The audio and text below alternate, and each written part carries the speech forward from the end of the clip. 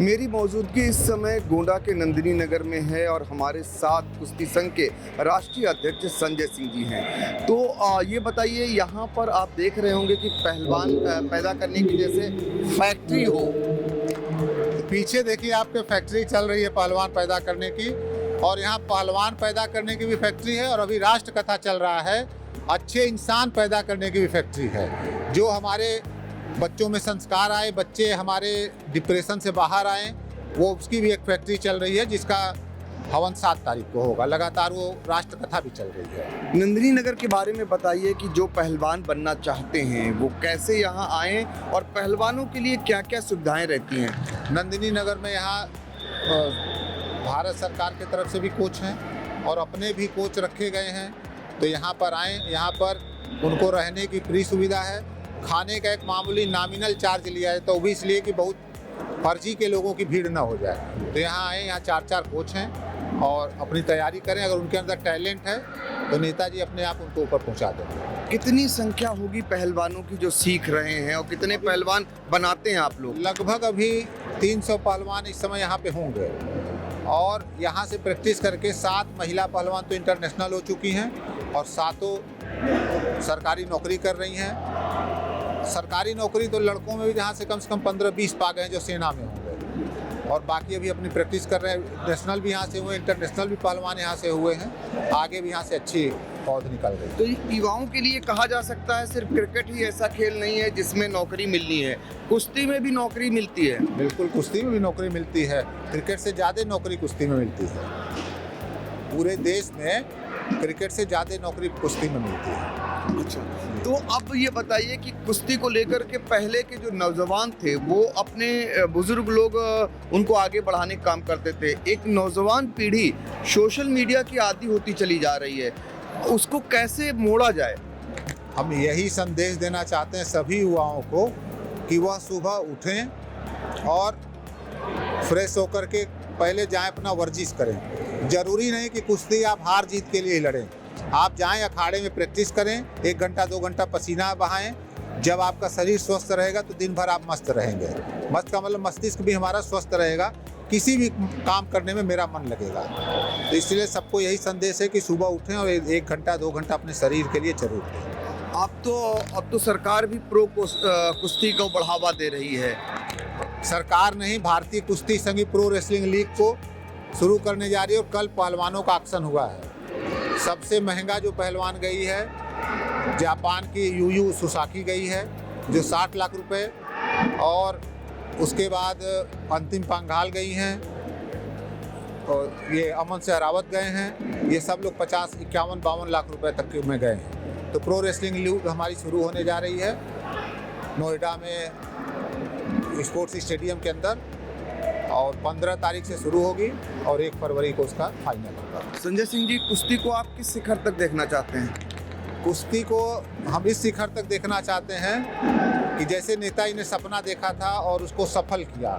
कुश्ती एक सपना ये देखा गया था, किसी भी ओलंपिक में कुश्ती का मेडल के बगैर हमारी टीम ना लौटे, तो अभी तक बरकरार है, और मैं भी उसको उसी शिखर पे देखना चाहता हूँ। और ये प्रयास है कि मेडल की तालिका बढ़े। आप 2008 से 2024 तक की तालिका उठा करके देख लीजिए। कुश्ती एक ऐसा अकेला ओलंपिक गेम है जो 5 ओलंपिक में मेडल दिया, और कोई गेम लगातार 5 ओलंपिक में मेडल नहीं दिया। देश का सबसे बड़ा सूबा उत्तर प्रदेश है, लेकिन ये माना जाता है कि जो पहलवान हैं वो हरियाणा से आते हैं। क्या ये मिथक टूटा है? मिथक तो नहीं टूटा है, लेकिन इधर भी पहलवान अब धीरे धीरे निकल रहे हैं, और हरियाणा में जो खेल है उसके कारक जो है, वहाँ जो बच्चा है वो टारगेट ओलंपिक रखता है, इंटरनेशनल रखता है। गार्जियन भी उसके वही टारगेट रखते हैं, उसके कोच भी वही टारगेट रखते हैं। सोच बदलनी होगी गार्जियन, सोच बदलने, यहाँ के जो गार्जियन की सोच है वो किसी तरह बेटा नेशनल लड़ जाए, 2 महीने अखाड़े में प्रैक्टिस करेगा, तब तक गार्जियन लगे करने भैया कोनो कागजवा लग जाए, नौकरिया हो जाए। ये सोच बदलनी होगी कि आप टारगेट बड़ा रखें, टारगेट बड़ा रखेंगे तभी होगा। टैलेंट की कमी हमारे उत्तर प्रदेश या पूर्वांचल में नहीं है, केवल उसको मोटिवेट करने की जरूरत। बिल्कुल। नेताजी ब्रजभूषण शरण सिंह जी जैसा कोई और आपको दिखता है कि कोई इसको बढ़ावा दे रहा हो, जैसे किसी भी स्तर से इतना बृहद स्तर पर पहलवान तैयार किए जा रहे हों? नेताजी के अलावा कुश्ती के लिए इधर तो हमें कोई नहीं दिखता, जो दिन रात जब तक वो 2011 से लेकर के कुश्ती के बारे में ही सोचते थे, और अभी यही लीग शुरू करने के लिए पूरे देश से पहलवानों का फ़ोन उनके यहाँ जाता था, और वो बार बार कहते थे कि ये लीग जल्दी शुरू करो, लीग जल्दी शुरू करो, क्योंकि इससे पहलवानों को लीग से बहुत बड़ा एक्सपोजर मिलेगा। साक्षी मलिक इसी लीग की उपज थी। साक्षी मलिक ने, भाई साक्षी मलिक का वेट और गीता फोगाट का वेट एक था, लीग में ही वो उभर के आई। गीता फोगाट को उन्होंने डोमिनेट किया और लीग से हट गई। नहीं, लीग से हटकर तो संन्यास ले ली है, विवाद पैदा कर दिया, वो तो उनकी अलग चीज़ है। उसके बाद उन्होंने उसी मेहनत का, उसी का था कि जाकर के ओलंपिक में उनका मेडल आया। अच्छा, जैसे पहलवान कोई पहलवानी करना चाहता है तो उन्हें किन किन बातों का ध्यान रखना चाहिए? पहलवान तो पहले सबसे बड़ी ब्रह्मचर्य का खेल है। ये पहला है कि ब्रह्मचर्य का खेल है, और मेहनत, वर्जिश, अनुशासन नहीं रहेगा तो पहलवान कभी नहीं बन सकता है।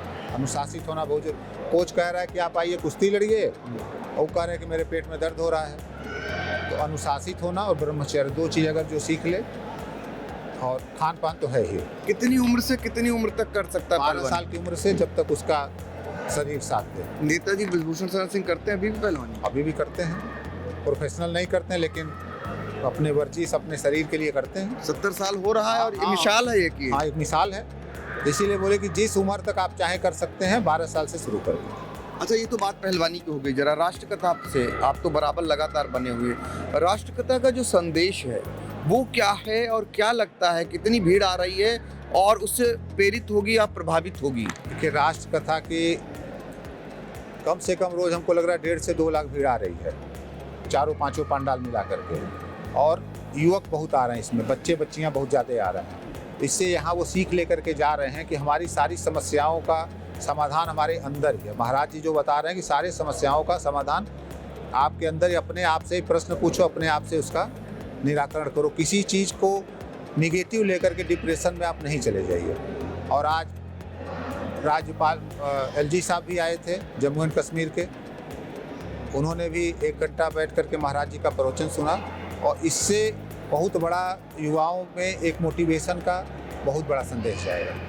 तो देखिए, हमने आपको दिखाया कैसे पहलवान पैदा करने की उत्तर प्रदेश की कौन सी फैक्ट्री है, और पहलवानों को अब कौन कौन सी आगे चल कर के ये गेम आपके जीवन के स्तर को भी ऊंचा कर रहा है। जैसे कि क्रिकेट में आपको बहुत सारे पैसे मिलते थे, अब आपने प्रो कबड्डी भी शुरू की है, प्रो लीग कुश्ती कह सकते हैं, प्रो लीग कुश्ती, और जिसके ज़रिए भी जो है आपको ख़रीदा जाएगा, यानी आप पर पैसे लगाए जाएंगे।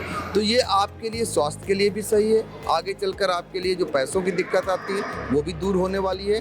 कुश्ती संघ के राष्ट्रीय अध्यक्ष संजय सिंह जी जो बातचीत कर रहे थे, और उन्होंने बहुत कुछ बताया कि कैसे जो फैक्ट्री है पहलवानों की, वो कैसे युवाओं में पहलवानी का काम कर रही, उन्हें पहलवान बनाने का काम कर रही। हम उम्मीद करेंगे कि उत्तर प्रदेश ही नहीं, देश में ऐसी ही फैक्ट्रियां अगर और भी संचालित हो जाएं तो हमारा जो युवा है, जो भटकाव के रास्ते पर है, वो अपनी सेहत को भी दुरुस्त कर सके और देश का भी नाम ऊंचा कर सके। आई इंडिया के लिए अपने सहयोगी सिद्धांत पांडे के साथ डॉक्टर पंकज सिंह गौर।